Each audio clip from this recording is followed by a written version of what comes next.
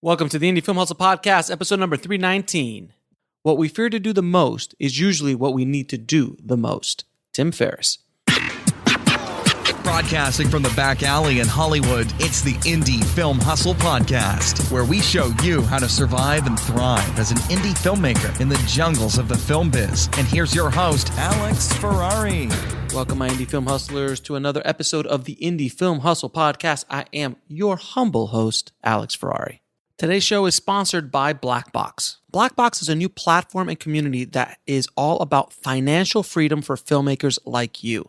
If you join Blackbox, you will be transformed from being a worker to being a maker of your own content.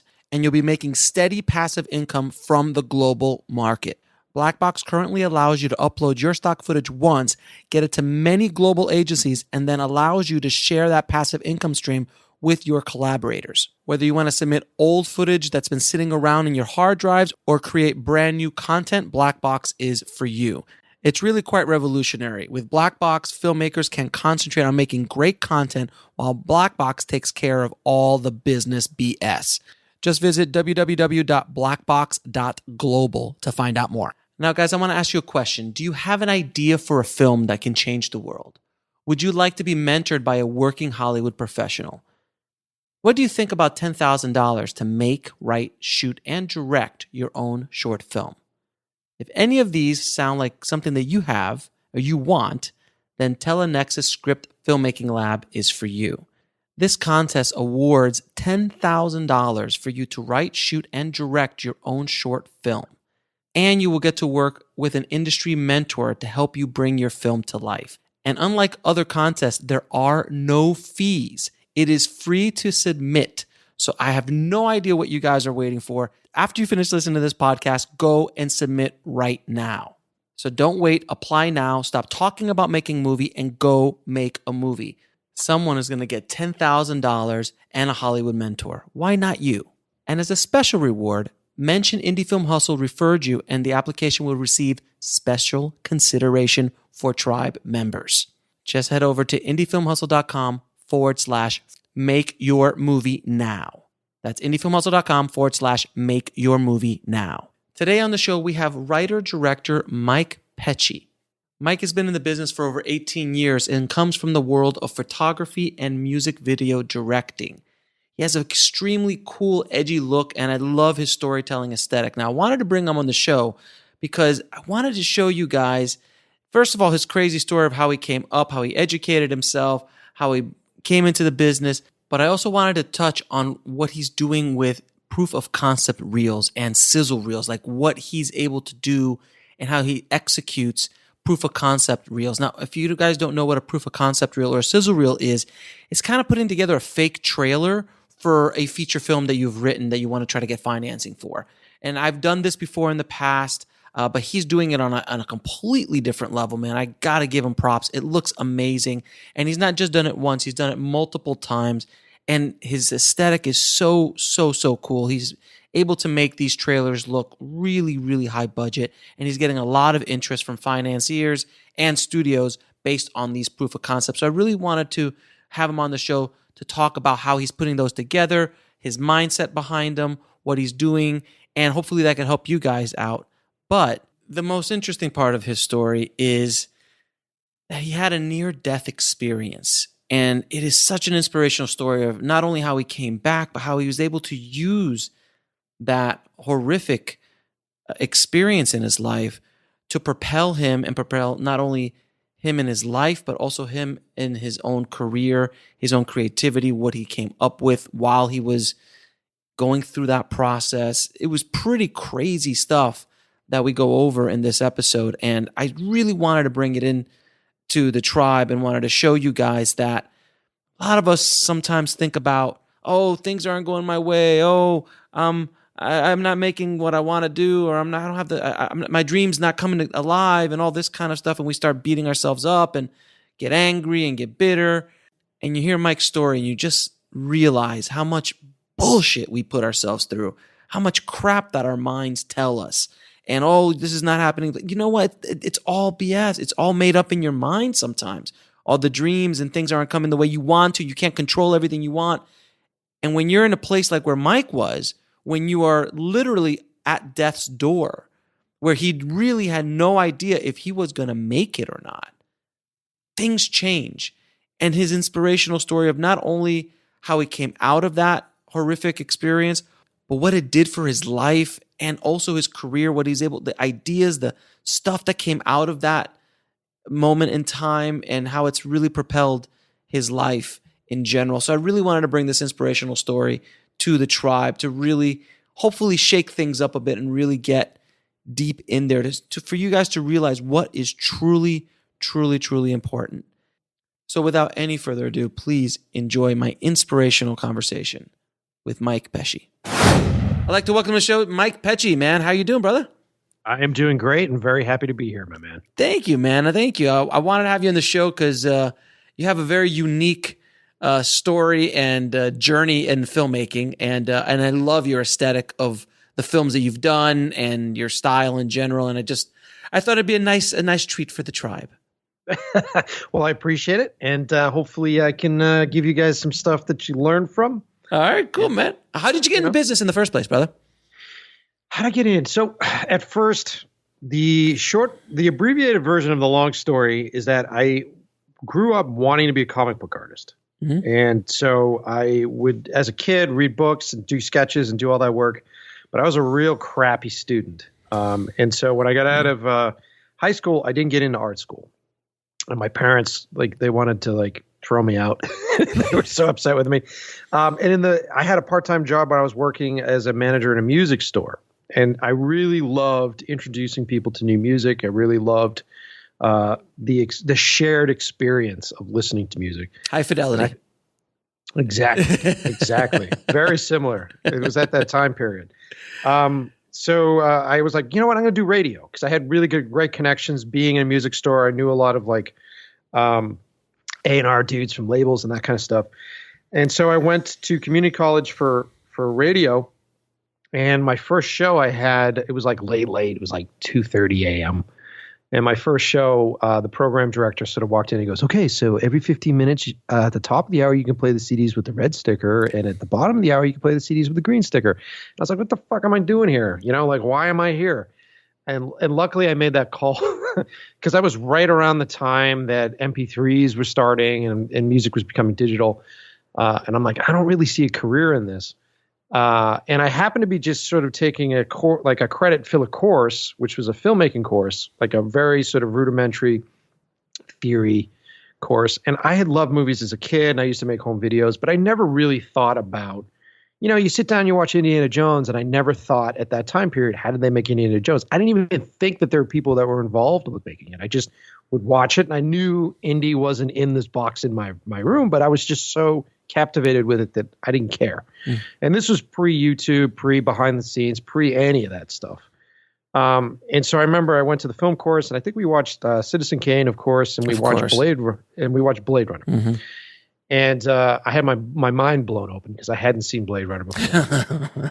And I remember the professor was like, so what did you think of the wardrobe? And I was like, whoa, wait a minute. There's someone that does that. And there's someone that does it. So it was sort of taking the red pill or the blue pill in the Matrix, and you're just like, whoa, and you're like, oh my God.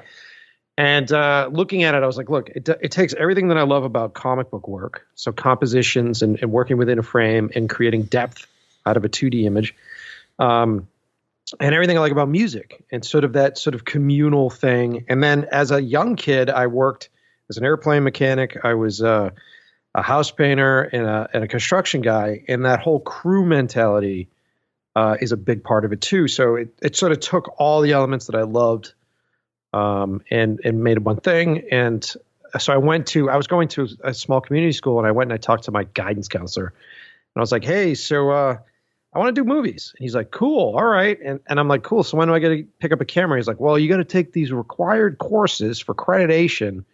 And I'm like, why am I doing this? I'm like, how much do each one of these classes cost? And he gave me the price. And I'm like, I'll see you later.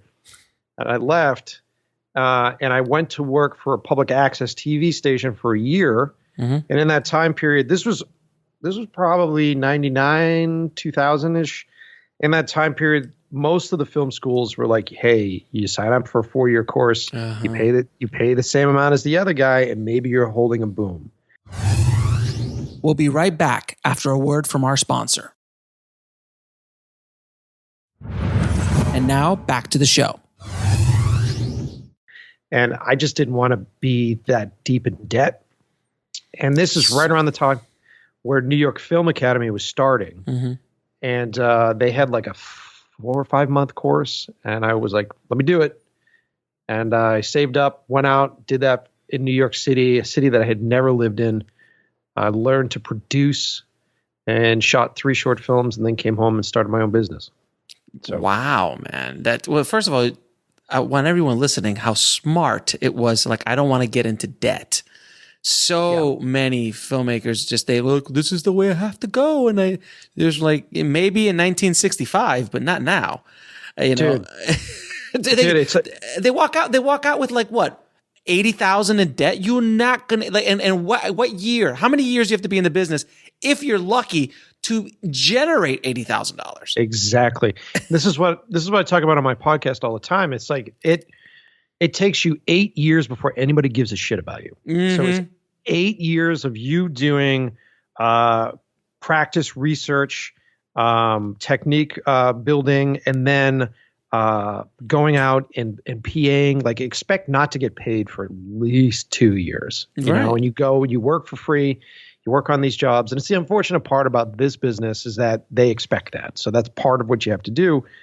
And so, to have that kind of debt, the only way you can survive starting, even now, not even starting out, I've been doing this for 18 years and I still can only survive this way. You have to keep your overhead way down, way down. And I think it's I don't want to go too far up on it, but I think it's a crime. I live in Boston right now, and Boston has 126 colleges. And I just feel like it's a bunch of vultures just waiting.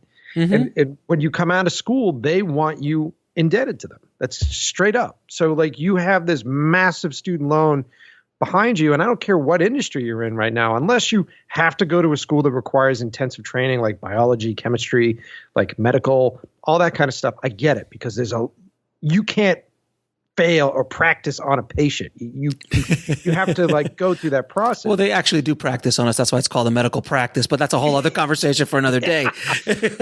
Well, you know what I'm saying. I know what you mean. Our business, I see our business being very similar to like a trade. So I think our business is an apprenticeship business. I think you learn more doing assisting work and apprenticeship work. And if you're smart about it, you get right into that and you figure out what position you like. You figure out where you land in the filmmaking world and how it makes you happy or not. Because a lot of folks, everybody starts out and they go, I want to be a director. Everybody starts out that way. Yeah, right. Or they want to be a DP, or they want to do that. And in theory, whenever I was in school or classes, or I'm reading books about it, they're so dry, and they're usually being taught to you by someone that doesn't do it. And so they're like, here's technically how it's supposed to work. And then if you go and you do this, and then when you're physically on the job, you realize that most of what a DP does, half of what he does is like image control and maintaining that. But most of what he's doing is managerial. He's a father figure. He's dealing. He's in a relationship with the director, and then he's also dealing with money and producers. And that is, if you're not wired that way, that'll kill you. If you think you're just going to go in and like sit by the camera all day and like tweak things and push buttons, that's not your thing. That's not what that job is. And if you read about that in a textbook, that's what they tell you that job is. Mm-hmm. So. I don't know. I'm ranting. Rant. I love it because also the other thing that people don't ever think about or talk about, especially not in a film school, is the politics. The politics of the set politics, the money politics, the studio politics, the client politics, how you deal with, how you deal with people one-on-one, psychology. There's just the psychology of dealing with human beings. I think every film school on the planet should have at least one course on human psychology, just basic human psychology. Yeah, I mean, it's the most social job that you can take. I mean, other than being like a traffic cop, I feel like it's like whenever I say this on the podcast, whenever my morning for a director, like the way it works for me on set, like if you do your prep, and directing is all about prep. Mm-hmm. So anywhere that you make your creative decisions, anywhere that the spot that you're going to do any of the stuff that you're known for by the audience, that's all prep shit. Mm-hmm. And then once you do your prep, and if you're lucky enough and you find a producer and you find the money and you go through that hell and you get there, then your first day on the shoot, what I do is I typically show up early and then I just grab something to drink, something to eat, and I walk around. And it's like movie sets to me are kind of like circuses. It's like they are. Circus. Oh, they're absolute. We are all carnies. I've said that 1,000 times. Exactly. And so like, and it also feels like you're at war. And so you have the front line, you have up front, and then as you go further back, there are these different tents that contain different departments. And so in the morning, I usually start with my breakfast, and I'll just walk from tent to tent and go into these places and go like, how'd you sleep last night? How you doing? Oh, you having trouble with your husband today? Oh, that's terrible. Or like, what's going on with you? So you're just walking around being sort of like a psychologist. And, oh yeah, cool. And you just make your way. Yeah. And I love it because you slowly work your way forward towards the front line. And it's like, you can almost see the battlefield as you're just making your way through the props guys who have been up all night. And the set designers, and they haven't slept, and they're filthy, and they're just like, well, how do you think it looks? It's like, let's go take a look at it. And then you come up to the front, and usually up at the front line is the DP, and you sort of sitting there, and you guys just sort of come together. It's almost like you grab the binoculars, and you're just sort of looking and going, okay, so what's coming at us today? You know, and it's a lot of fun. You know? That's a great analogy. I mean, it is very, it's a great technique to walk around. I do that as well. Just kind of test out the audience in your crew in the day, because like you said, if you've got a DP who's going through a divorce, you should probably kind of know that when you walk on the set that day, because if not, I promise you, the second you say, hey, can you change that light? All hell's going to break loose. It has nothing to do with the damn light. You're a psychologist, and even if it's on set, you're working with actors, you're dealing with people. God, you're all over the place. Yes. But then prior to that, you're also like, it's like you're running for office. So you're like this like public figure sort of campaign person, where it's this really weird balance of being confident but not cocky, being inspired but still open to great ideas, and you're just sort of campaigning your vision and trying to take this image that's in your head and learning how to put it into words so that they'll go into someone else's head and then it'll project on their screen the same way it projects on your internal screen. It's social shit. And you're completely right. They should be teaching psychology for directors. Oh God. I mean, for psychology for DPs or anybody, like just generally, it's just like, and I've worked with some of the biggest, best, craftsmen in the business, as you have as well. And when you deal with people at that level, when they are, many times I'm like, they're so obviously, I'm so out of my league sometimes with the people I get to work with. Sometimes I'm like, wow, I'm just here learning, and I'm just so blessed to be in your presence. But when you're in those kind of people, working with those kind of people who are at a different level, or if they've been doing it for 30 years or 40 years and they just seen it all, their energy, the way they approach problems. I had Michael Goy on the other day. Michael Goy, you know who Michael Goy is? He basically created the look for American Horror Story. Cool. He's an amazing cinematographer. And listening to him talk about his process, about what he does on set, how he walks around, how he does a lot of the stuff he does, because he was like he's TV, so it's a little bit different energy and vibe. But the DP, and he created the look of the stuff. How he just approached everything. You could just sit there and go like, "Tell me more." Some people, I always say this too. When you go out and you have beers with a group of guys, right, or girls, whoever. So you go out and have a bunch of beers. You have those different personalities that sit around the table. Yeah, you have those people that can tell great stories. Mm-hmm. So you have someone that sits down and they're like, let me tell you about what I did with my day. And then you have the people that listen to good stories. And I think great filmmakers, no matter what department you're in, are the people that can be at that table and captivate you, 2 or 3 people over beers. And you can really tell the difference. We'll be right back after a word from our sponsor. And now back to the show. And I think a lot of people get into this business for different reasons. This business is incredibly ego-driven, and there's a lot of Stop. And there's a lot of that. There's a whole lot of like, I'm going to show you, Dad, and all that kind of stuff.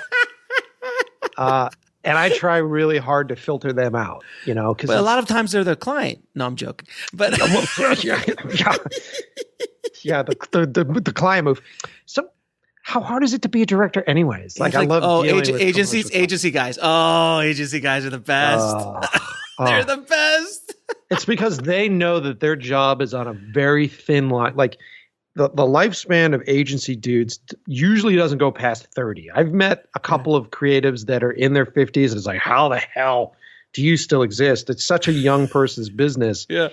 And you talk to these guys, and I have quite a few of them. They're like, so how do you should I get a good camera if I want to be a director? Because I'm thinking about just going into directing. I'm like, dude, asshole, I've been doing this for like 18 years.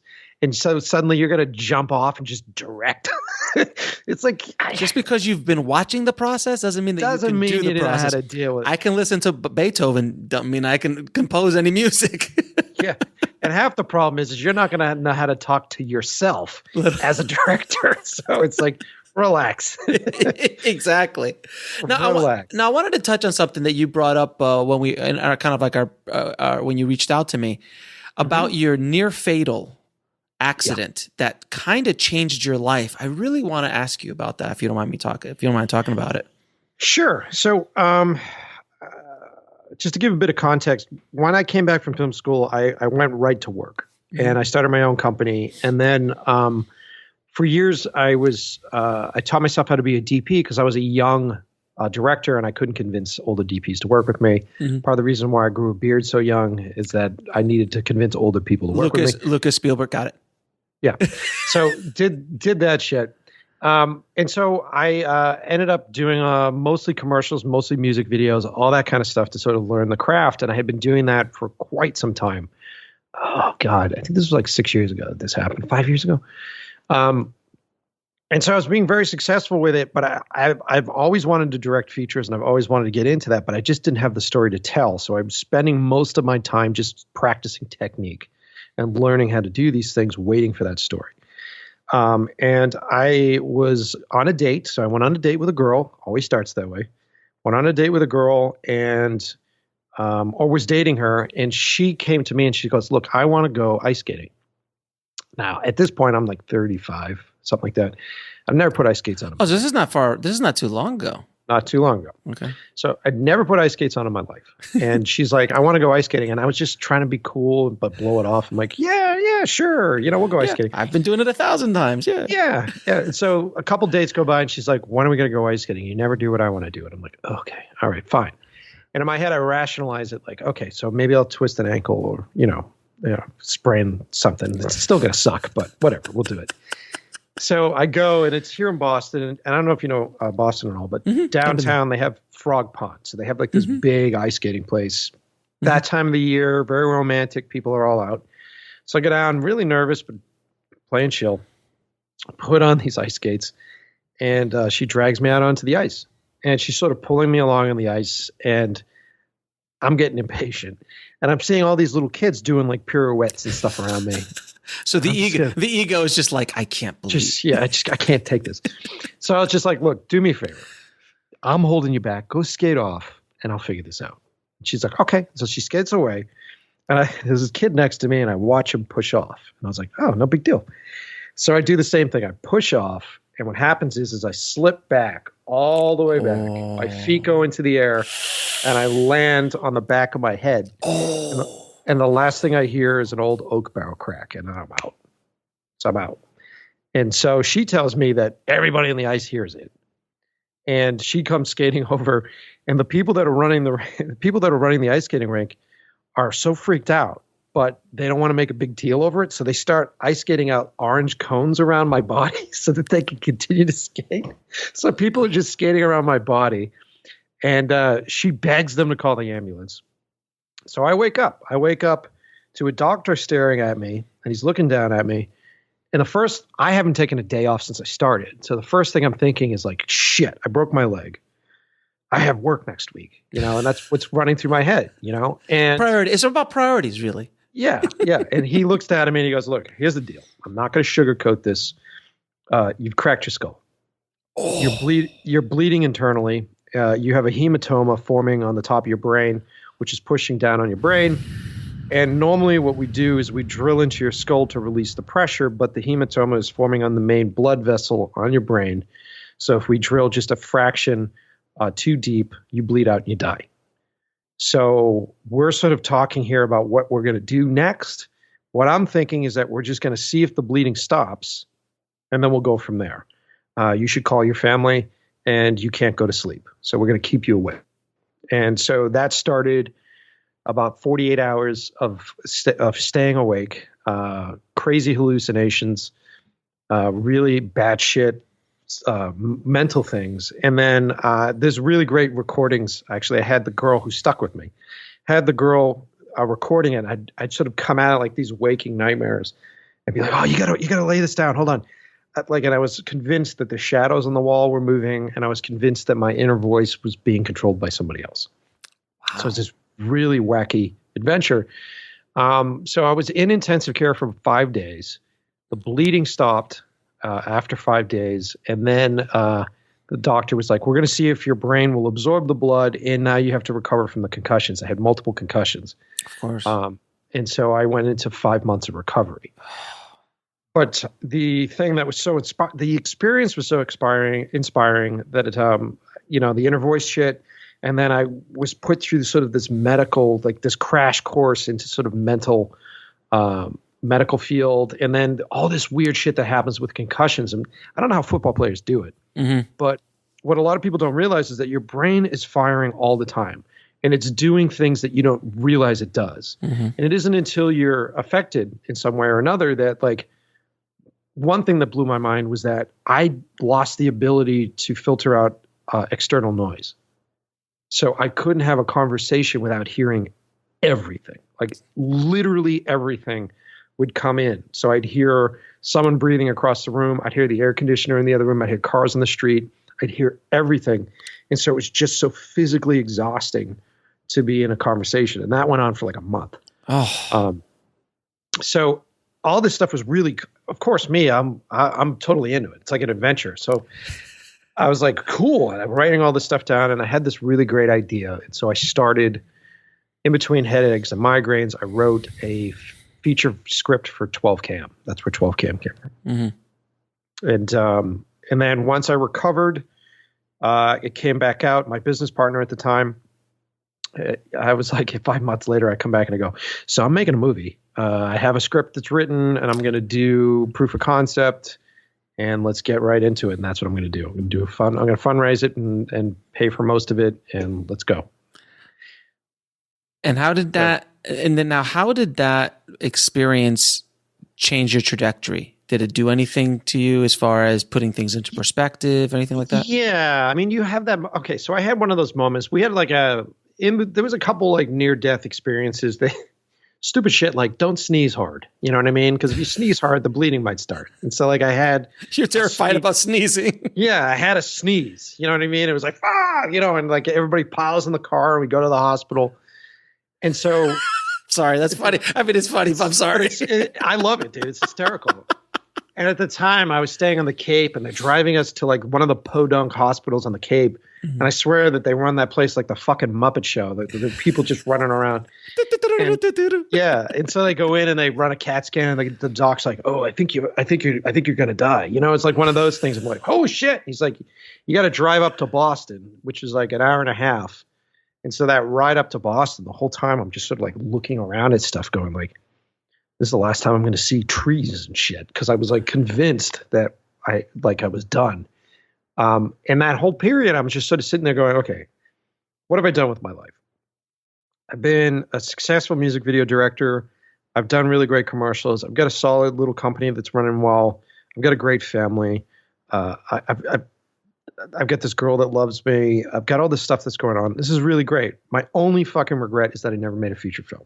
That was it. That was my only regret. We'll be right back after a word from our sponsor. And now back to the show. And, out of all things to be, it's like, okay, so if I go, but when I got out, I was like, look, if I get out of this, no more wasting time. Like, you have a good idea. You have a great sort of story. You have this inspiration. You got to jump into it. So it's like you sort of earn that time. You know what I mean? Now, let me ask you, because this is something that I find very interesting, because we're both similar vintages as far as our age is concerned. Yeah. It took me till I was 41 to make my first feature. And it took, wait, how old were you? 30? Oh, so I haven't made the feature yet. Oh, so you're still on the journey trying to get it made. I'm on the journey, man. And at this point, it's probably going to be about your age, probably about 41. All right. So both of us at this point had at 30, you and I both had the skills to make a feature film. Yep. We could have done it on a budget. We could have grabbed something. We could have we had the resources, but yet we didn't. I know what my reason was, because I built up this monster that was the feature film. Even though I was doing commercials and music videos and shows and other things like that, I built this just literally a boogeyman, a monster giant, because it had to be Reservoir Dogs. First film out had to be Reservoir Dogs, had to be Mariachi, had to be Clerks, had to be, all those films that came out in the 90s when we were coming up. Like that was it. And it had to be that. Like if I had to show up, it had to show up like guns a blaring. So that kind of pressure, of course, you're just never going to move. It was just too much stress. So for you, what was it that stopped you from doing it? Because I've seen your work. You're more than capable of making a feature film at a high and really high quality. So tell me, in your opinion. I think it's a couple things. One, I made a decision when I was younger, because I was in New York and I could have stayed in New York. And I made a decision going, look, I had produced 3 movies in New York City without family, without context, without any of that shit. And I was like, I can do this, but imagine what I could do in a city that I grew up in, and imagine what I can get with all these different resources. So I ended up coming back here and doing all that stuff back here, which was one of the coolest things I did, because I learned how to do this stuff in a backwards way. So this whole, I didn't go intern for, Ridley Scott. I didn't go do that, which would have taught me the conventional way of doing stuff. I sort of did it my own way, which is great, because my style is kind of dictated by that. Now, when I sit in a room with like Ridley Scott and all those guys, they're like, how'd you come up with all this? And I'm like, oh, cool. I did it my way. And I sort of did that. The negative of that is that it just takes longer. Mm-hmm. So like that, it's like, it's the difference between searing a steak and doing like a slow cooker. You know what I mean? And it was like a long, slow cook process. So I think not being on the sets and not being there and seeing how relatable those sets are affected that. And then I ended up like you, where you're sort of sitting there going like, oh, these things are so big and they're so I can't make Blade Runner. Like I can't do Blade Runner now. I can't do that shit, because that's so, I'm in Boston and that's so LA. You know what I mean? So it's like so far away from it. I think that's a big part of it. And then as I started to direct and I started to get more comfortable dealing with talent, because there was that whole period, I'm a technical dude. So for me, it's cinematography, image. You can tell by my work. It's very much visual storytelling. Mm-hmm. That's what I love to do. And then there was a period of time, probably like 7 years ago, where I was crossing the hurdle with actors. And I'm like, I've never acted myself. I've never taken any acting courses. So then it's like, how do I communicate? Because I'm so good at communicating with all the tech guys. How do I take this and communicate it now with emotional people? And so that took me a few years to figure that out. And I'm happy I went through that. But all those things sort of take your time. And I was so focused on just becoming really great at it, just going like, here's how to run a really good set. Here's how we haven't even talked about like, here's how to stay inspired. Here's how to come up with great ideas quickly. Here's how to flex my muscles as a writer or as a conceptor, all that kind of stuff, which took a fuckload of time. So once I hit a point, we were doing I did a short film, a fan film, a Punisher fan film that Marvel shut down on me. I was going to ask you about the Punisher fan film. Yeah, dude. I did this movie because I was doing a music video. I did a music video for Czarface, which is Inspect the Deck and 7L Esoteric. And I was doing this hip-hop video, and they had this bit where we had them kidnap this guy, and they were torturing a guy in a basement. We had him in a bucket, very like Lethal Weapon style, like chained up, and they're electrocuting him. And I'm shooting this stuff anamorphic, and I'm looking at the monitor going like, why the fuck are we not doing this as a movie? And I was reading this really great Punisher run by Greg Rucka at the time. And I was and fan films were kind of doing okay online. And I'm like, why don't we just do this? Like I could take this that I'm shooting and then just do this and we'll just do a short. And then maybe I'll pitch it. This is pre-Netflix, pre all that stuff. Maybe I'll pitch it to Marvel. Maybe we'll do some sort of online short thing. And so I got all my dudes together, and we shot a really beautiful piece. We shot a really cool little short for the Punisher bit. And I made the grave mistake. Oh, no. You asked for permission? No. Oh, okay, what I did, because I'm also a photographer and all that shit. So I made a poster, and then I cut together a teaser. And I just sent them out. And the poster and the teaser got reposted on like CBR, like all these big websites. Sure. And then they're writing like shit like, better than anything Marvel's ever done at the time. They're writing these fucking articles. So all that stuff is coming out. And I'm in the process of just still shooting and editing. And that's when I get the cease and desist. And Marvel comes with a cease and desist. And they're like, hey, look, you got to stop.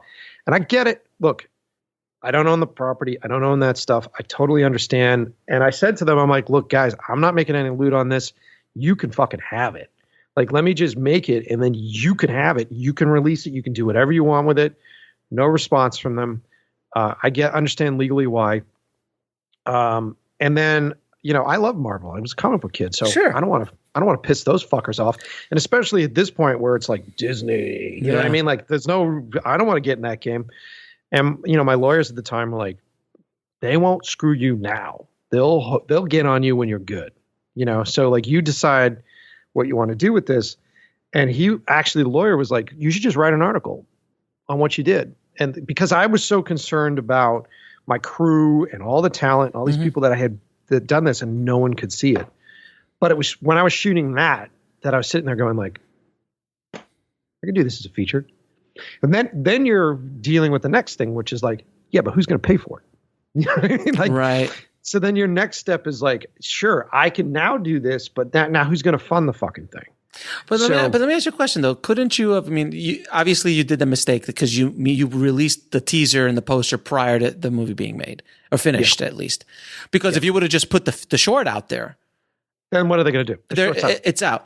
So after they sent the cease and desist, you arguably could have still just released it, and they wouldn't have, because the press would have been horrible and they wouldn't have messed with you, but they would have screwed you some other way later down the line. That's the thing. You make the mistake of talking to the lawyers and stuff. Yeah. And so, at that point I had a business partner. So he had a family, he had a kid, he's got all that sort of stuff. So then you're sort of sitting there going like, okay, look, realistically, what do I want from this? And at the end of the day, it was smart for me not to release it because it became such a mythical thing. It's like that punk rock album that no one's been able to hear. Right. And now there's such a mythos around it that I don't want to put it out because I don't think it will ever live up to the mythology. But you have it finished. You finished it for yourself. I have like a finished version of it. Yeah. I was going to have it be longer, but I do have a finished version that sometimes if I'm having screenings, it might be on there. What? No, of course not. Of course you not. Never know. You never know. But that was really cool in the long run because that was the crew that I basically dry ran for 12 km, which your audience doesn't know anything about that yet. 12 km is a movie basically in the 1980s. A Russian drill team dug the deepest hole known to man. And there's this myth that's sort of circling around the internet. I think it's created by like a Christian or Catholic league, that they lowered microphones down into the planet and they heard the screams of hell. And I had heard about this story years before my head injury. Sure. And so when I was writing the head injury thing, I needed sort of a backstory of like where this creature came from. And I was like, oh, right, the whole thing. And so we wrote this bit, and I decided to make a short film. We'll be right back after a word from our sponsor.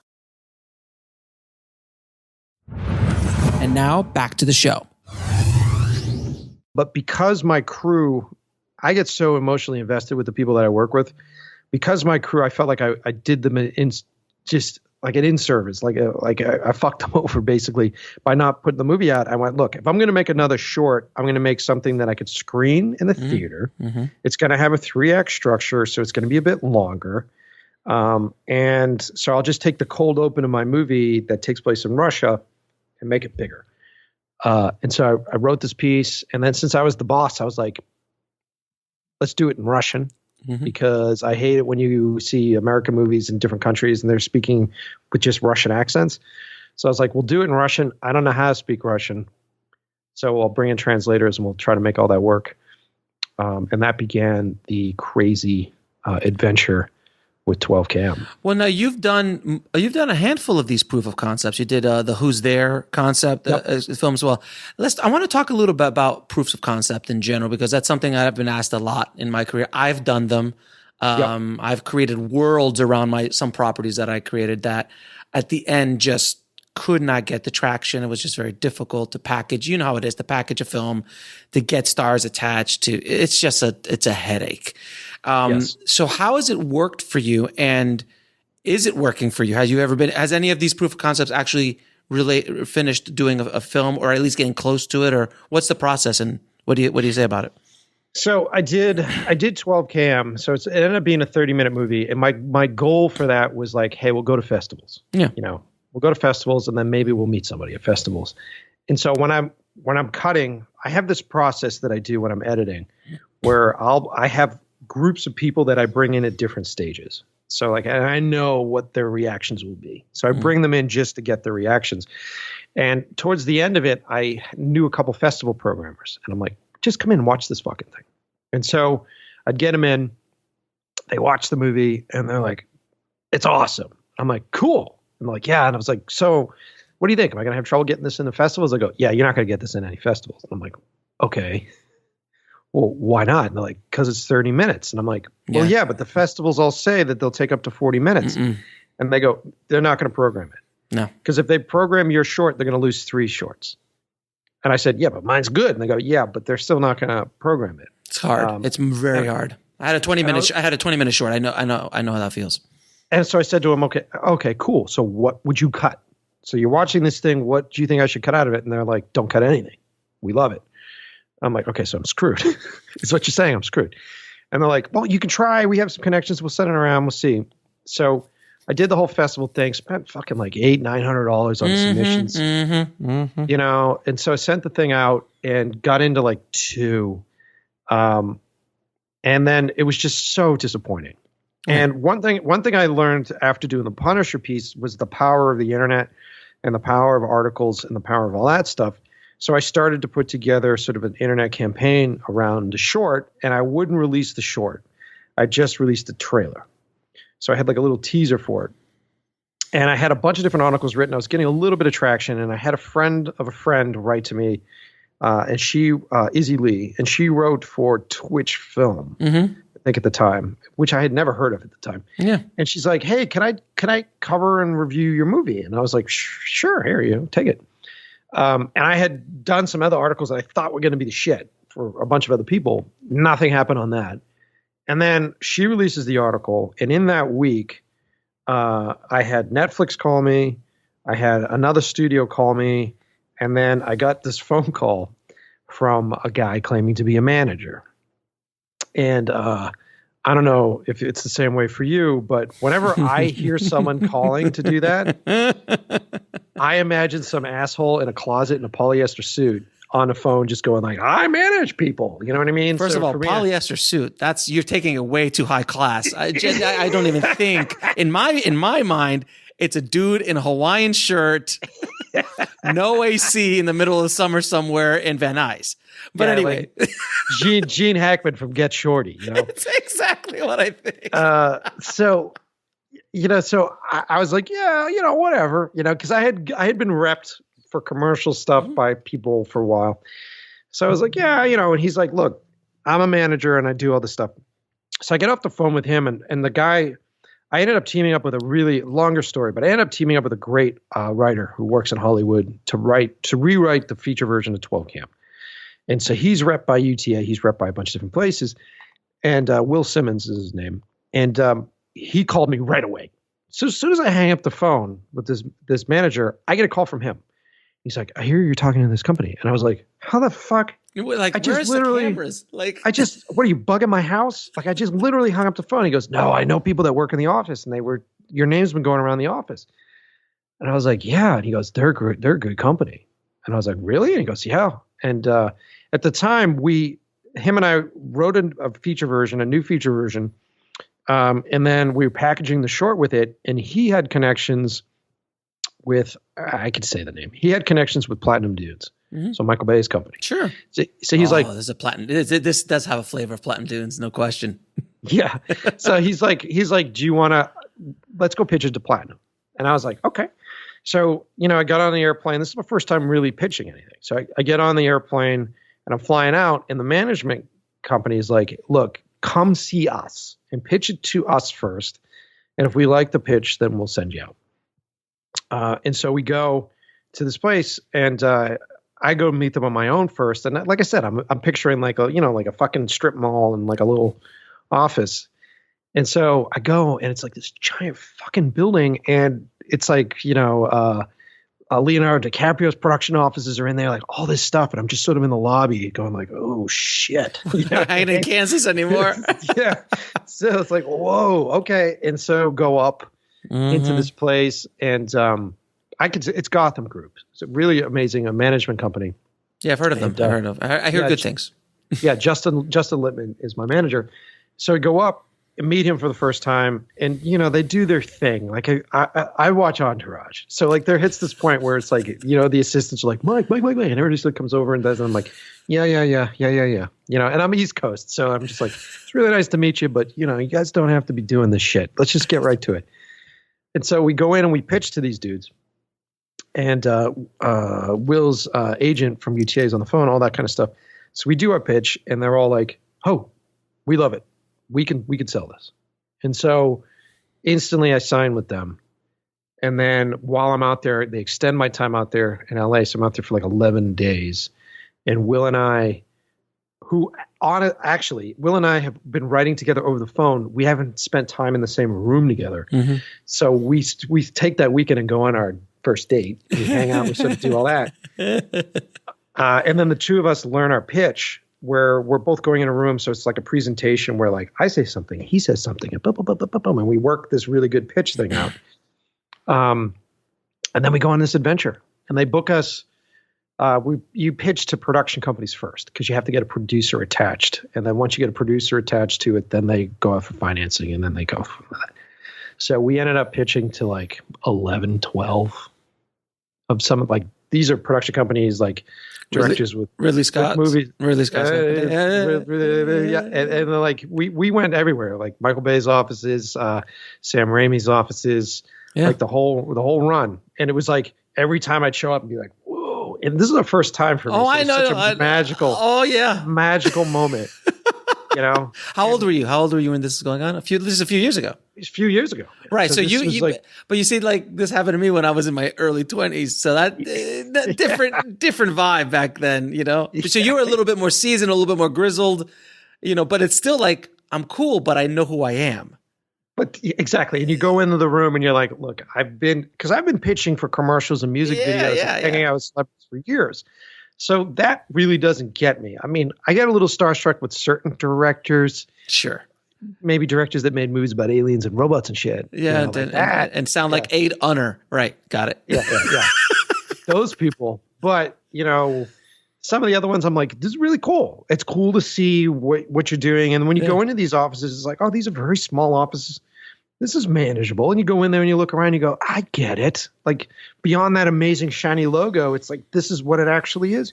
All right, I could do this. You're sort of walking through there going like, cool. And the thing that was really great is this comes back to what you asked about concepts. Stuff. Yeah. Having a great proof of concept.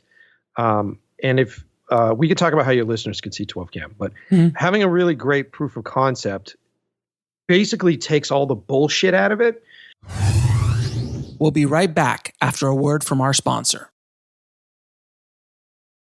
And now back to the show.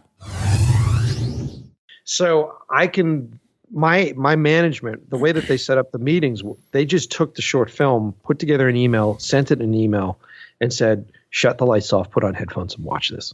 Like, you have to watch this.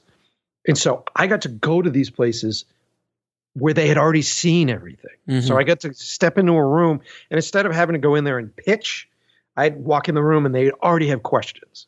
Like stuff like, that's exactly how much was your budget? Like, oh my God, how did you do this? And how come you're not Russian? Like all these really weird questions that were coming at me.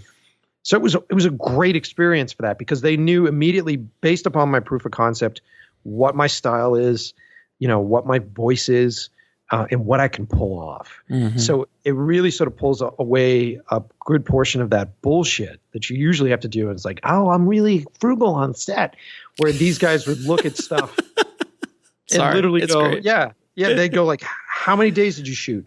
Oh, I shot for 7 days total. How many setups per day did you do? 35. Holy shit. 35 setups? Yeah. Dolly, Steadicam, this and this. Holy shit.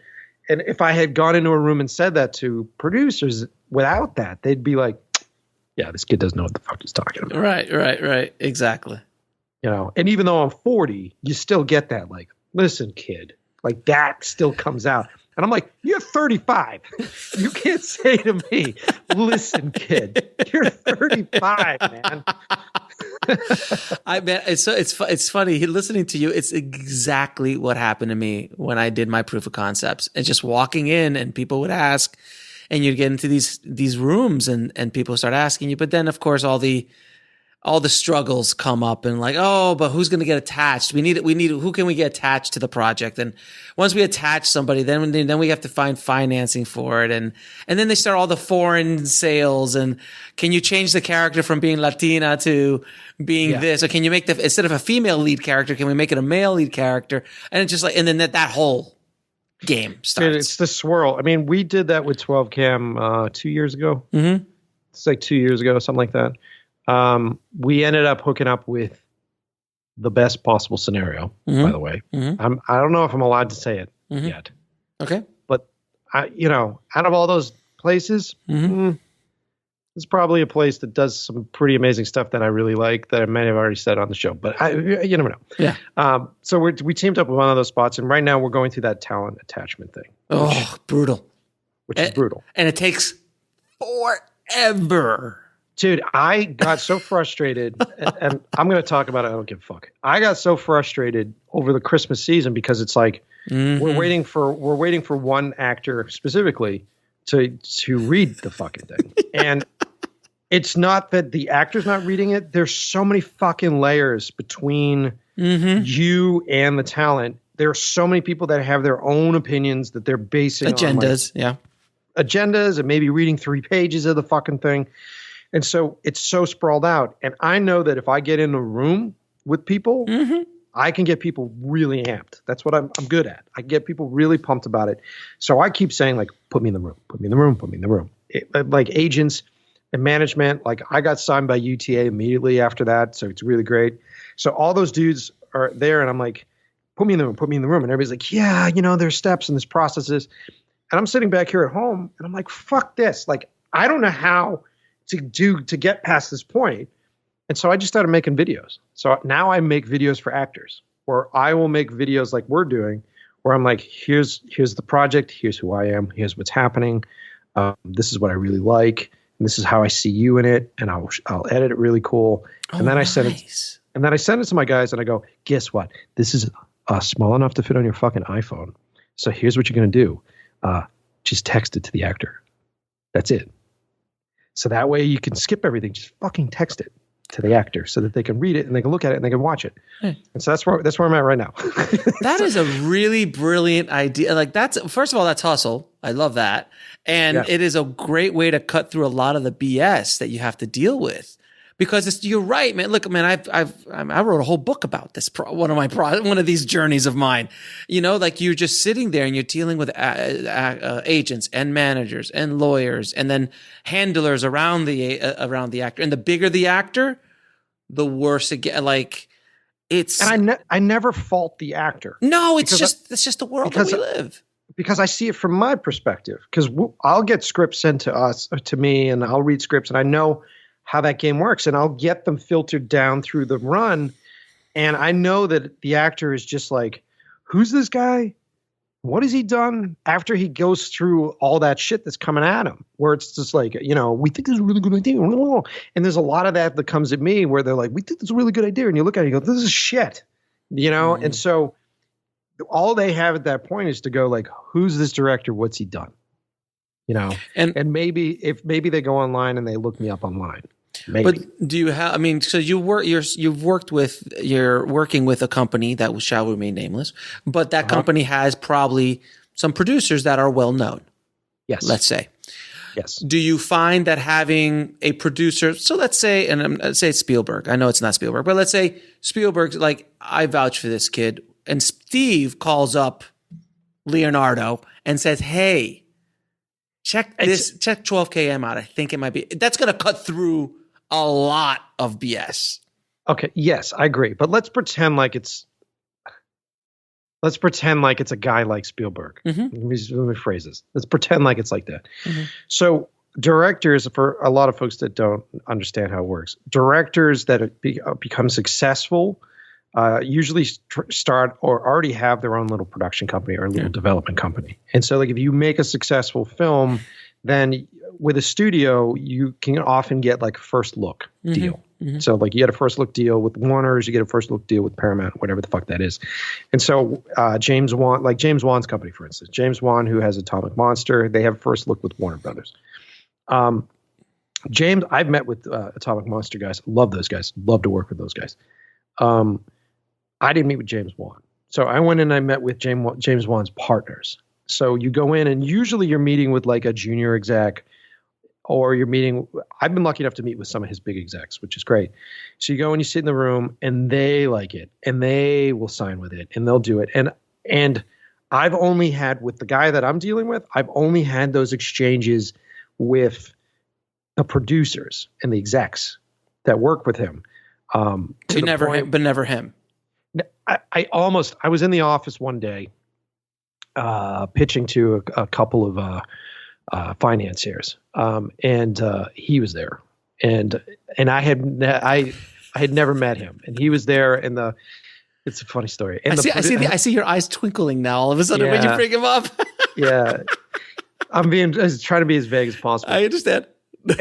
And the producers, we were supposed to have like a conference room, and the producers were all flustered because all of a sudden the director was there, and the head of the company was there, and he's like, I need all the conference rooms. So like it was this big deal.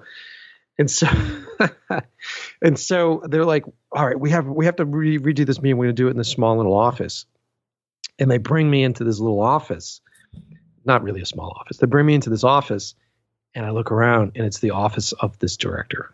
It's like this amazing office. And so like I'm in this office and I'm looking around all over the place, and the producer's there, and he's like, I think we'll do it on the couch here. We'll have them come in, we'll talk here, and we'll do all this. And I'm like, yeah, that sounds great. And he's like, do you want coffee? And I don't drink coffee. Yeah. Never drank coffee. And I go, yeah. And he goes, what kind of coffee do you want? And I go, whatever takes you the longest to come back here. And so he leaves the room, and I'm just walking around with my phone, just going concept art, statue, just taking pictures of this. You're basically just geeking out. You're straight up geeking out. So I had this moment, and so they come back, and we have this pitch meeting. And there's something cool about being able to pitch and point at concept art from big movies while you're pitching. Yeah. And so I have this pitch thing, and then they're like, he's here. And like, do you want to meet him? And I'm like, no. They're like, what do you mean? I was like, he's stressed out. He's here. He's working. The last thing I want is for one of you guys to walk me into a fucking conference room where he's dealing with shit. And then they go, hey, this is Mike. You remember he did that little Russia movie? And I don't want to have that exchange. I don't want him to be like, I'm trying to deal with millions of dollars and turn and go, who? Yeah. All right, cool. Yeah, great. Shake hand, walk out. That's not what I want. So right. They were like, no, I want to have coffee. I want to sit down with him. Exactly. I was like, I want to twizzle our hair, braid our hair together. I mean, I want a moment. No, and so like that was a while ago, and then I've done quite a few meetings with them since, and I'm always testing them. We'll be right back after a word from our sponsor. And now back to the show. Because they're like, he likes the movie. I almost said his name. He likes the movie. And I was like, sure. And the first time I had heard that, they were pitching it to the financiers were like, he thinks that Mike's wanted the next director to come out of this company and really great. And I heard that for the first time with the financiers. And I was just like, what? And so afterwards I was like, that's a good line of bullshit that you guys feed to the dudes, because East Coast guy. You're so East Coast, dude. I'm like smelling it. Like, I can smell my own. It's just great. Yeah. I'm like, it's a good line of bullshit that you feed. And they go, no, it's serious. He fucking saw the short and he likes the short. He sees a ton of shorts and he really likes the short. And I go, yeah, that's cool. But in the back of my head, I'm like, And so, a couple other times that I've been and hung out with him, I just test him. I'm like, so has he seen the movie? And they go, yep. I go, yeah, what do you think? And they're like, he loves it. Says the same line that he did before. And I'm like, oh, so maybe he has seen it. So, and it wasn't until I met with another director who Zach Merck, who I'm actually going to have on my podcast this afternoon, who is also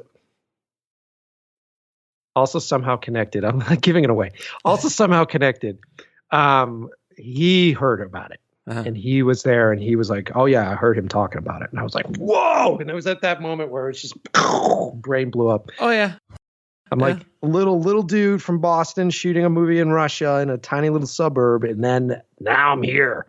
And even though the movie hasn't been made yet, even though we're still in development, just learning in this long process to appreciate, and it takes a lot of work. My girl's always trying to get me to do it. She's like, take a moment. I know you're being fucking cynical.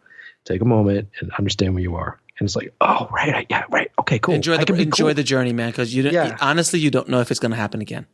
Yeah, it's crazy, man. It is a journey, and you just enjoy the ride while you're going on it. It might be painful. It might be like, God damn it. But like, I promise you, since I've gone through it a few times in my career, you just got to enjoy the ride, because you just don't know if or when it'll come back around. It is a rarity. It's a unicorn. It really is a unicorn, especially when we're just trying to come up. It is a unicorn experience. So enjoy it, as frustrating as it might be. I've just got to the point where like, I understand that, I say this in the podcast. I understand that as a director, I direct probably 9% of the year. Mm-hmm. So most of this is, yeah. And that's because I do commercials. It's because I do this. So most of this is what my job is. Mm-hmm. So all of this, like you and me talking, like all of this is what my fucking job is. So you got to really love it. And that's what I'm plugging my own podcast here. That's what my podcast is about. It's in love with the process. It's like, how do you stay sane for the amount of time that it takes for any of this stuff to happen? And then for those people that are just waiting to get on the stage, for those people that are just waiting to go like, this is mine. It's awesome, right? And then that literally lasts for maybe a week. Oh, yeah. And it's like, and then it's fucking gone. And so I really learned this early on, where it's like, I really have to fall in love with all these little things. I have to fall in love with these little steps. And that's the life. The life is like Tuesday location scouting in a fucking abandoned power plant, or like Wednesday hanging out with a potential person that you're going to work with 6 years from now. Like, that's what this is. And that's kind of what I promote. And that's what I talk about. Cause I feel like, and you do a great job with your podcast. It's sort of the same way, where most of what people are sold these days is all propaganda. Mm-hmm. So it's straight propaganda. Like, this is how cool I am. This is how fucking cool my Instagram is. This is all that shit. Filters everywhere. Right. Everywhere. And everybody has to do, it's that fucking pitch all the time. Everybody has to pitch it. And, it's what gear do you own? And like, you're not a professional unless you're fucking in debt with your gear. Yeah, and you all need to this shoot kind of 8K. 8K constantly. That's a whole other podcast, a whole other conversation, dude. Like, I you should see people's face. My last film I shot on 1080p on a pocket camera, the Blackmagic pocket camera. Yeah. It looks stunning. I love it. It's one of the best looking things I've ever shot. And people are like, but you shot in 1080. I'm like, yeah, I did. I even zoomed in a little bit in the 1080 and fixed it a little bit in post because I'm a colorist, so I can do that. And it looks fantastic. It was great. Instead of lugging around a Red or lugging around an Alexa or these big monster cameras, it was perfect for the kind of film I was trying to make. It was great. I learned that doing music videos because when we were doing music videos, me and my old business partner, Ian, we were doing stuff for MTV. So MTV still existed. So we were doing like a lot of heavy metal stuff. We were doing a lot of like hip hop stuff. We wrote treatments for Ozzy, all that kind of shit. And we would shoot stuff on fucking mini DV. So we would use like old school mini DV cameras with a glass adapter so we could put lenses on them. So you were using the DVX 100A, were you? The Panasonic? We were doing some Panasonics. Yes. Canon maybe? Like XL2s. Yeah. We were doing like a lot of that shit. Yeah. And we would shoot videos that would be broadcast next to 35 millimeter. And people would say to us, because you'd get those nerds, and people would say to us, like, so that was obviously like reversal, 35 millimeter. Maybe it was like 16, and you're just like, it was mini DV, dude. It was mini DV in a camera. It doesn't make a difference. Like, tell the story. I always say this, man. Like, an audience, as long as you set it up right, an audience will forgive aesthetics. As long as the aesthetics make sense, they will not forgive sound. Yeah. So if you're worried about tech, worry about sound. And a lot of people don't. It's like, worry about how you're recording sound, worry about how it sounds, worry about your mix. Because aesthetically, look at Blair Witch. You know what I mean? Like, you can run around with a handy, shaky hand cam, throw away any sort of visual stuff, and the audience, as long as the story's engrossing and as long as it sounds good, they'll stick with it. You know what I mean? So the answer. So this was a very long answer to a short question, but sorry. Which has been fantastic. No, don't apologize. It's been fantastic because I asked you originally, are proof of concepts worth it? And I think we've established in the last 25 minutes that because it's a concept. I've really never talked a lot about that specific thing because I'm still bitter. You're not bitter yet of the proof of concept journey. I've gone through it at least 2 to 3 times with different projects over the course of my career. So I'm bitter at proof of concepts because I see that they kind of go real far, but then but you're still in that process, and you're obviously gotten to a place that you're a little bit farther along than where I was. I've got 2. So yeah, exactly. The Who's There as well. It's great. 12KM is with that guy, and then Who's There is about to be with somebody else. Right. So it's working, but the thing is that the proof of concept does, if you're good, will maybe not even get the movie made, maybe not even get the project made, but it will get you attention, production company attention. They're like, hey, this is not going to work. This Russian thing, we can't get anybody attached, but we got this other thing because we love your aesthetics. Would you be interested in reading this script? And all of a sudden, and that movie's got about 3-4 million attached to it already. So do you want that movie? That's what can happen from it. But it's so difficult for filmmakers who put all their, you've put your heart and soul. It was literally a near-death experience to help you create this. So you're attached emotionally to this proof of concept, to this story. But I think you're also at a different stage in your career where if someone said, you're not going to make the Russian thing, but we're going to give you this, and it's pretty damn cool. Sure. Yeah. For me, like I say this all the time, like I got great stories to tell. But I don't have the story that I feel like is like, I'm going to release and it's going to change the world socially. So for me, I like to make great adventure movies. I like to make scary adventure movies. And I'm in this business for the life. I'm in this business for the creative, I forget how they call it, but I'm a job guy. So for me, I want to have the ability to continue to hire the people that I work with. I want to have the ability to continue to spend my days. I'm going to drop dead on set. You know what I mean? That's what I want.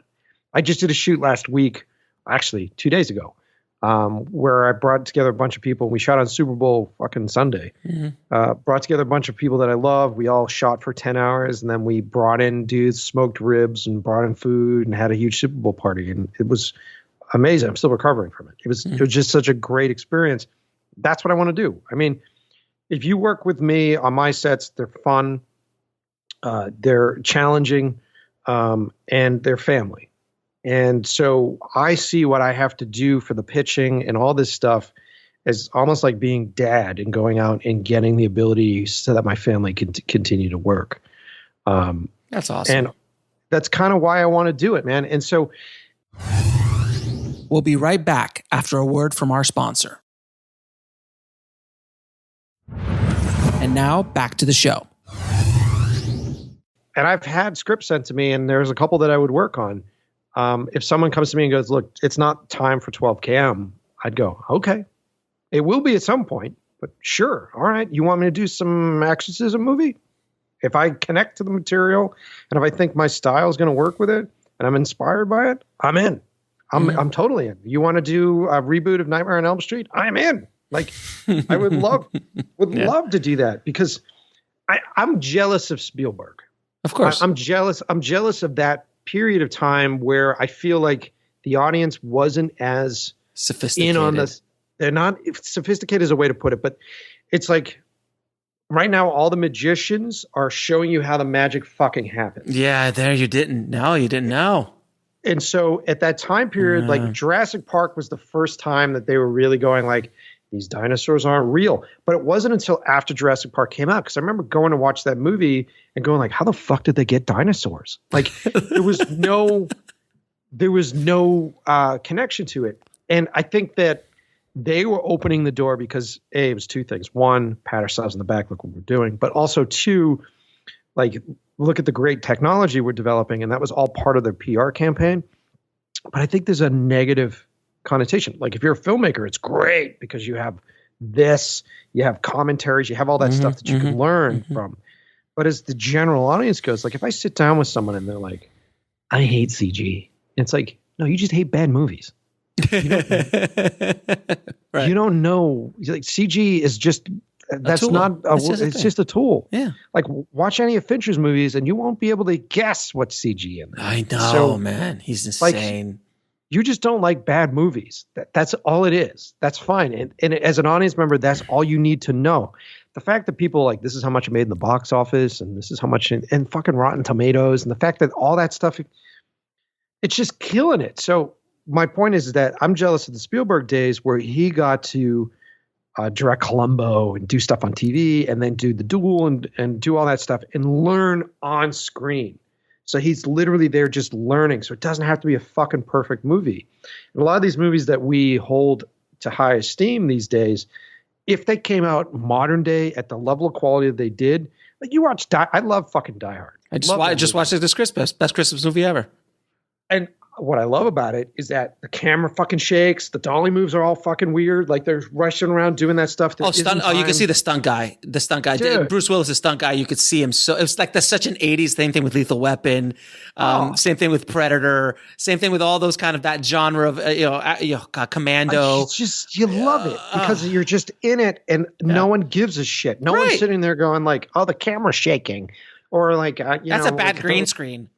The resolution, like the rear projection in Lethal Weapon 2 is god awful. But like at the time when I watched it, it's fucking cool. Even Terminator 2, man. Like I remember watching Terminator 2 and it's like you go back into some of that rear projection. The opening sequence was all real projection. And you're just like, you look at it now going, it was good for the time. I mean, if you could look at some of the CG in that movie, which was state of the art, some of it still holds up. You know what? There's one, and now we're going to geek out for a second. There's one movie that was in the 90s that if you watch it right now holds up almost perfectly is The Matrix. Ooh.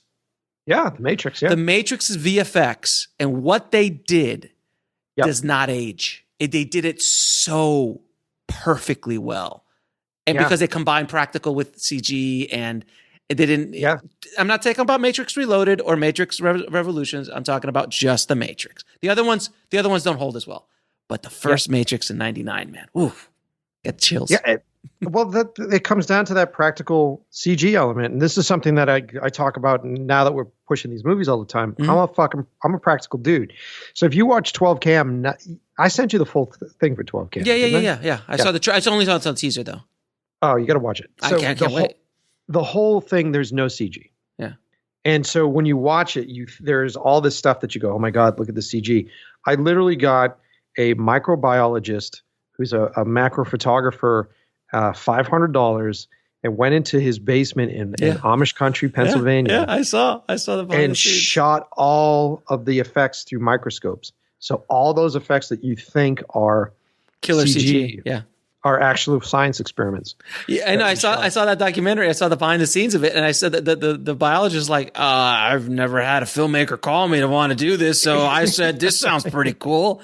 This is better than my normal day of just looking through a microscope and picking out pores and shite, you know. So it's like, but you know what, the Aronofsky did that with The Fountain. Yep. But he did it practically, but it was like with this combination of like chemicals and the way the chemicals refer. Oh, it was so. Like you couldn't do CG. You couldn't do it in CG that way. Dude, you go back. I love Bram Stoker's Dracula.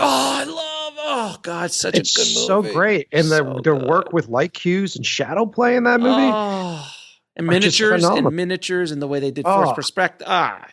Sorry guys, we're geeking out. Just two filmmakers geeking out about our generation's times of films of what that movie. But I mean, even though it is our generations, not to cut you off, even though it is our generations of stuff, these techniques are still being used today. Yeah. They're just being blended nicely with CG. Yeah. So if you're good, if you're smart.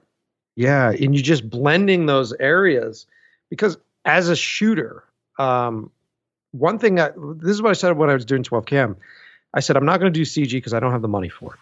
And if you don't have the money for CG, and crappy CG looks like shit. Mm-hmm. But as a shooter, if I have something to film, something crappy filming, I can find accidents. I can find optical accidents and really great things through the lens. So let's do everything practically. And because of that, it starts to build its own smell. Like I said, the movie smells a certain way. It's a stank, sir. It's just a stank, if you will. Yeah. Yep. And you can only get that practically. You can't get that because when you're in CG land, you have like a lot of people that are on the computer and it's going through all these different brains. And then most of the computer people are just like, well, there's not high enough resolution on that, you know? And so like their focus is different than when you're on set practically staring at a monitor and going like, wouldn't it be cool if we just turn the camera like this and then put a light into it? Yeah. Okay, great. Let's do that. Yeah, that's I would agree with you 100%. We could talk about this for hours, but I'm gonna ask you a few questions that I ask all of my guests. What advice would you give a filmmaker wanting to break into the business today? I would say young filmmaker trying to break into the business. I would say, okay, make stuff that they can see online. So the best thing in the world, I was told this actually by producers. If you're a short filmmaker, don't expect to get a movie deal from a film festival.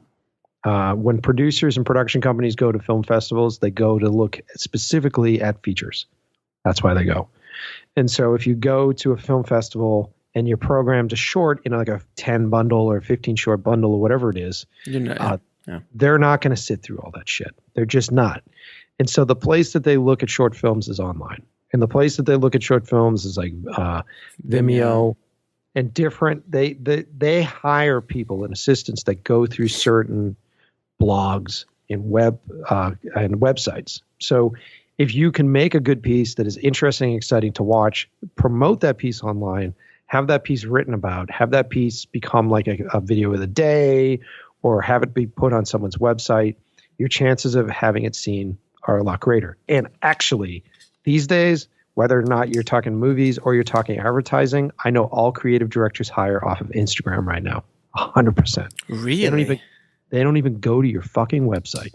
Really? They hire off of Instagram. Everybody's hiring off of Instagram because the people that are hiring for creatives on commercials, they're like mid-20s, low 20s. Mm-hmm. So they're just scrolling through going, oh, I really like this guy's art. How many followers? Oh, cool. All right, great. Let's hire him. Boom. Everything, dude. I was literally doing a location scout in a hotel the other day for a photo shoot, and the young creative person at the hotel was bragging how she found all the artists for the place on Instagram, and they paid them. Wow. Good to know. So, and I want to just, and I just want to say one other thing, because you brought up film festivals a couple times, and how you kind of with 12 KM, you kind of just skirted the festival circuit.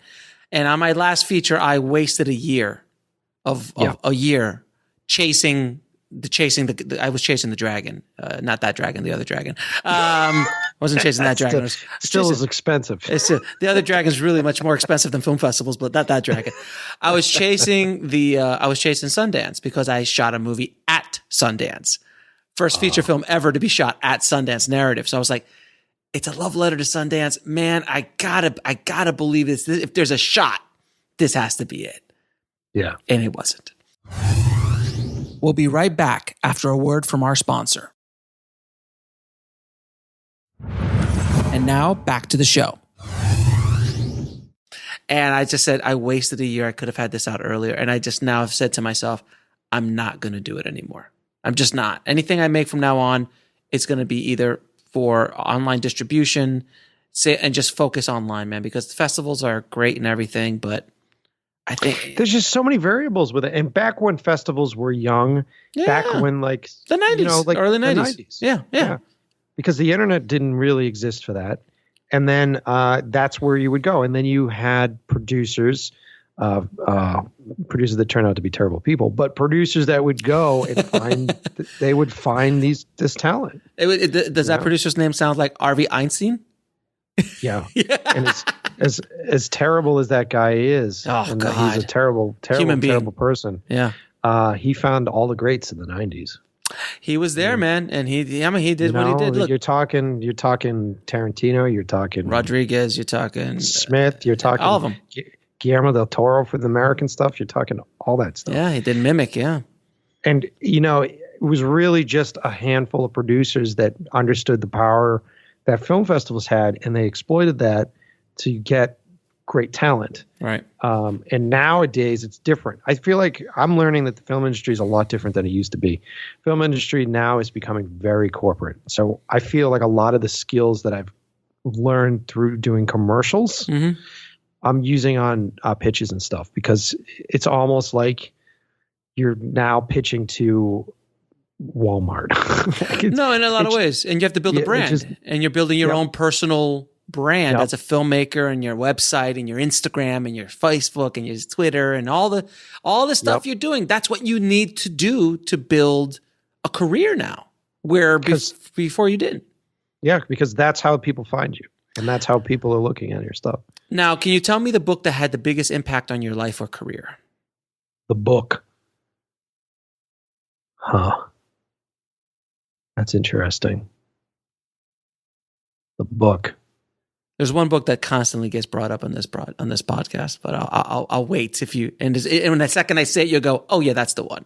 I was gonna say, is it one of your books? No, it's not. I've only written one, and it hasn't come out yet as of this recording, so no.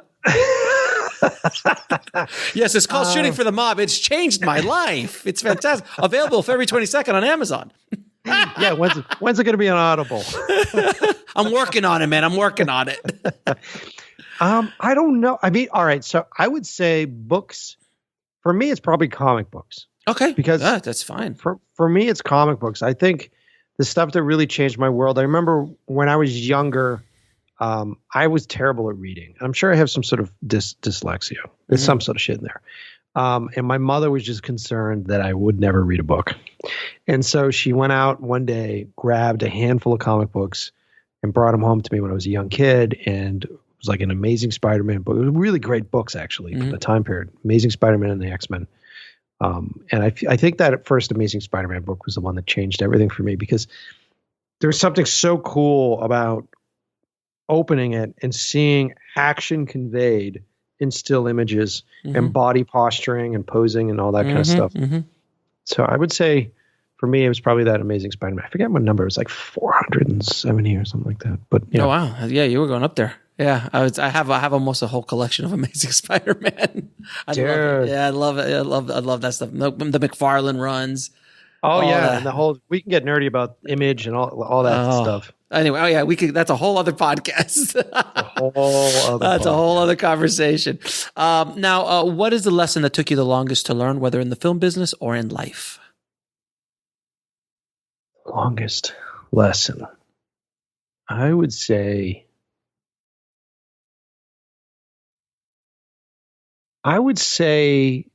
that I'm just trying to figure out the right way to phrase this. I would say that learning the difference between confidence and cockiness.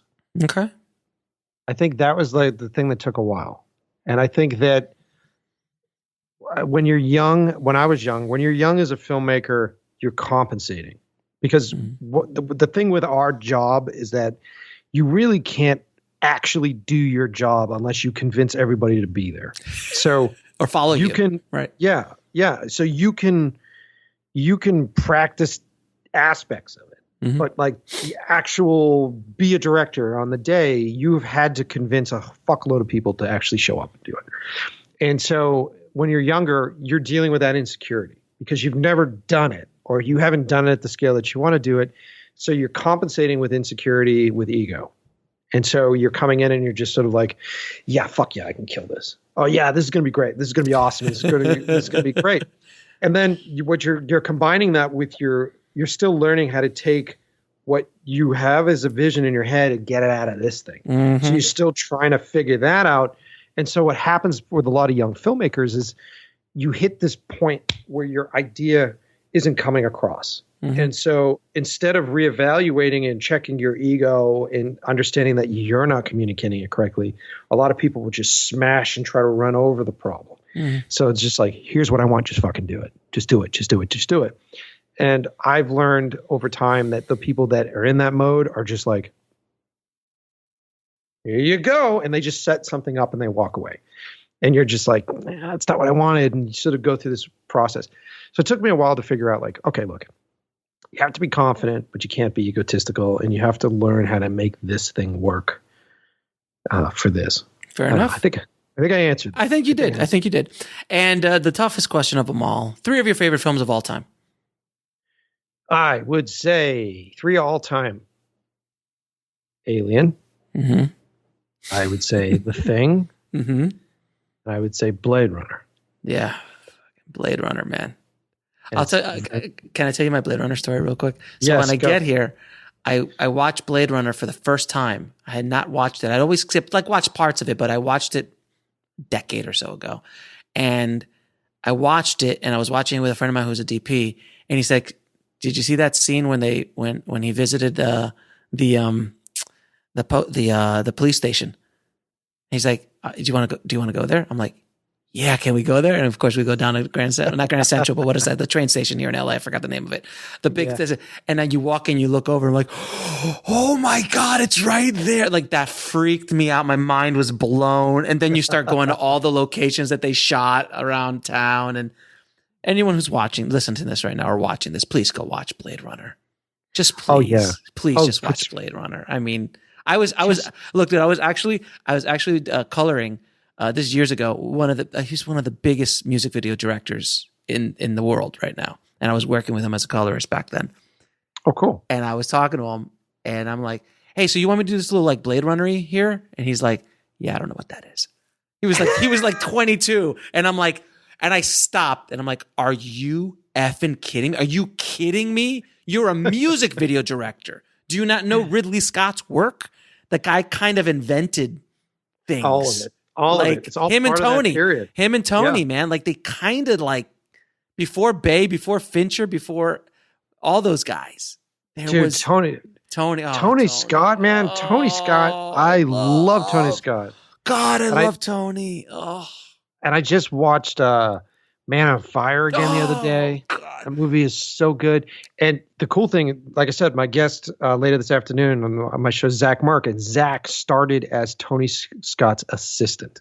Oh, so he must have some stories. I cannot wait. And this is like Days of Thunder time. Ooh. This is then where I'm like, dude, I need to know what it was like. Like you watch Man on Fire and you're like, oh, that was directed by a 25-year-old. Like music video director, like it was not. It was he was in his 60s when he did that. Like, because Ridley's first movie he made when he was 40, I think he was 40 or 41. Yeah, Tony was about the same time. Tony made The Hunger, Yeah, Hunger was is great. a great fucking And movie. Duelist was A the lot of other people don't one. know. Yeah. Yep, and Duelist was the other one. Those guys were our age. Yeah. That's what really comforts me.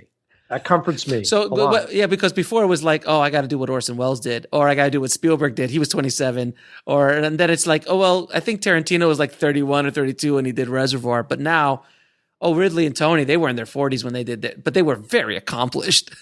Sure. Much more accomplished than you and I, sir, at the same age. Sure. I mean, they had a huge commercial company, but it was a different time. Oh, like they were. I mean, the competition was everything. Everything was changed. They set it up. They set the whole damn thing up. I mean, even after them, you look at like propaganda films, and you look at David Fincher and all those guys. That was a period of time for music videos. I thought I was going to be a music video director. We'll be right back after a word from our sponsor. And now back to the show. And when I got into it, we started doing music videos at the tail end. So I would talk to older directors that had been doing it years prior, and I would have budgets on my videos that was their percentage take off of their videos. Oh, God, yeah. I remember those days. Yeah. And so they would say to us, like, how the fuck are you guys going to survive? And as kids, as younger guys, we're like, we're just going to do it. We're going to get into it. We're going to do it. And it's just going to go up and it's going to happen. And then you hit a point with music videos where you realize people stop buying CDs, people stop putting money into the industry, and the first careers that go are all of our careers, the fucking A&R reps and the promotional people. Yeah. You know, I was around when like Roadrunner Records had like 3 floors and they condensed down to like 15 people. Mm-hmm. And so music videos quickly became a thing of the past, and they still exist now, but now oh no, I mean $500 for if you're lucky. I hate to feel like it's like trust fund kids that have a fucking sweet camera and they're like, yeah, I'll do it for free, and they go and they shoot this really cool stuff, and you're like, there was a career there. There used to be. I would do 2 or 3, 4 music videos a year and be good to go. I was talking to Dale Restanini, he credits himself for doing over 1,500 music videos. Mm-hmm. And that guy, he made so much fucking loot. And it was just a different time. It's like, but it looks like, we're in that time right now. Instagram influencers are making millions of dollars a year. Do you think that train's going to live forever? It won't. It won't. No. This is a really YouTube stars. That kind of, there's a moment in time, we're living in that moment, but that will not be around in 20 or 30 years. It just won't. It just, hopefully people are like, I hope that people are still going to be into this format. You mean films in general? Like films? Yeah. I think films and TV, like the demise of cinema has been, heralded ever since, TV. And then color TV, and then the cable, and then DVDs, and then now streaming. Everyone's like, oh, the movies are going to die. I think they've been around. They're going to be around for a long time until we're all walking in the holodeck. And then even when we're walking in the holodeck, I still think somebody's going to want to sit back and just have the story told to you. It's all perspective, right? It's point of view. Yeah, so. I think. And then where can people find you? Where they can they see 12KM? I'll put a trailer and I'll put all your links in the show notes. Sure. The best way to reach me is on Instagram. If you go to @Mike Pecci on Instagram, it's a private account, but I accept most people. Mm-hmm. If you go there, and then if you write me a note, if you write me a message on Instagram saying that you listen to this show and that you want to see 12KM, I'll send you a link. I'm only sending out personal links. How about the Punisher? Maybe you and I could have a conversation about where I could get that private link. Because I would love to see that. Yeah. I mean, of course, you would never do it, wink, wink, but you would never, ever in a million years. The movie doesn't exist. I burned everything. You burned the negatives, obviously. Because I shot it on film. Of course. God, you shot it on film? Oh, God. No, I didn't. But I did. And I burned everything. You shot 35, right? 70. I think you shot 70 mil. 70 mil.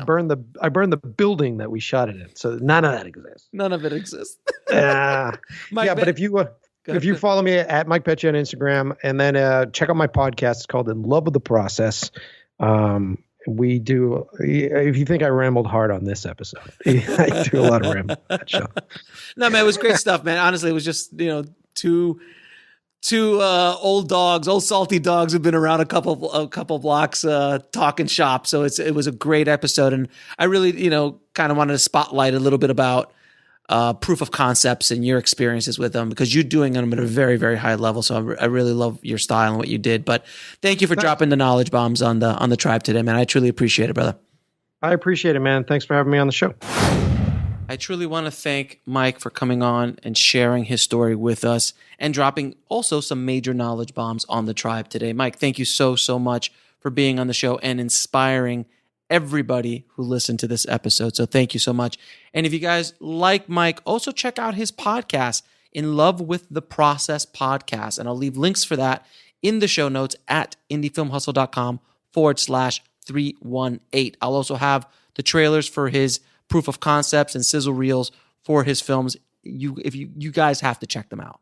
They're really, really top end, really well done. I mean, they look like big budget, blockbuster kind of images. So he's done an amazing job. Great aesthetic. So if you want to learn how to put together an amazing proof of concept reel or sizzle reel, definitely check out Mike's work.